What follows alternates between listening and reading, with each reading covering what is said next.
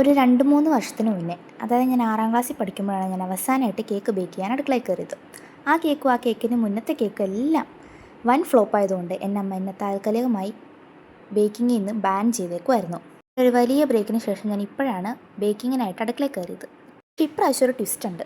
ഇപ്രാവശ്യം എൻ്റെ കയ്യിൽ നിന്നായിരുന്നില്ല മിസ്റ്റേക്ക്, എൻ്റെ അമ്മയുടെ കയ്യിൽ നിന്നായിരുന്നു മിസ്റ്റേക്ക്.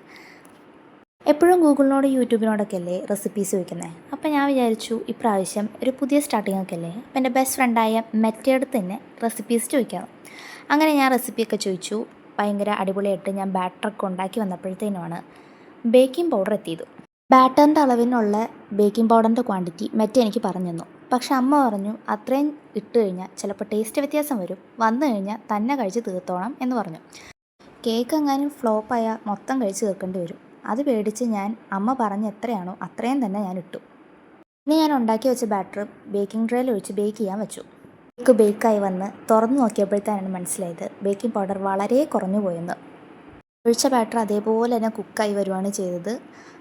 ഒട്ടും പൊങ്ങിയില്ല കേക്ക്, അതേപോലെ തന്നെ ഉണ്ടായിരുന്നു. എൻ്റെ ആകെ ഉള്ളൊരു വിഷമം ക്രീം വേസ്റ്റ് ആവുമല്ലോ എന്നോർത്തിട്ടാണ്. അപ്പോൾ ഇപ്രാവശ്യത്തെ പണി അമ്മയ്ക്കാണ്. ഈ കേക്ക് മൊത്തം അമ്മയ്ക്ക് തന്നെയാണ്. ഉണ്ടാക്കിയതല്ലേ വേസ്റ്റ് ചെയ്യണ്ടല്ലോ എന്ന് വിചാരിച്ച് ഞാൻ രണ്ടായിട്ട് പീസാക്കി ഷുഗർ സിറപ്പ് ഒഴിച്ചപ്പോഴാണ് കേക്കിൻ്റെ ലെയർ ഒട്ടും അബ്സോർബ് ചെയ്യാനുള്ള ഷുഗർ സിറപ്പ്. അങ്ങനെ ഞാൻ ഒഴിച്ചപ്പോഴത്തേനും കേക്കിൻ്റെ ക്രീമാണെങ്കിൽ ഒട്ടും പിടിക്കണമില്ല. അങ്ങനെ എങ്ങനെയൊക്കെ ഞാൻ ഡെക്കറേറ്റ് ചെയ്തെടുത്തു ഒരു ചെറിയൊക്കെ വെച്ച്. കേക്കിൻ്റെ ടെക്സ്ചർ ഭയങ്കര ഹാർഡായിരുന്നേ.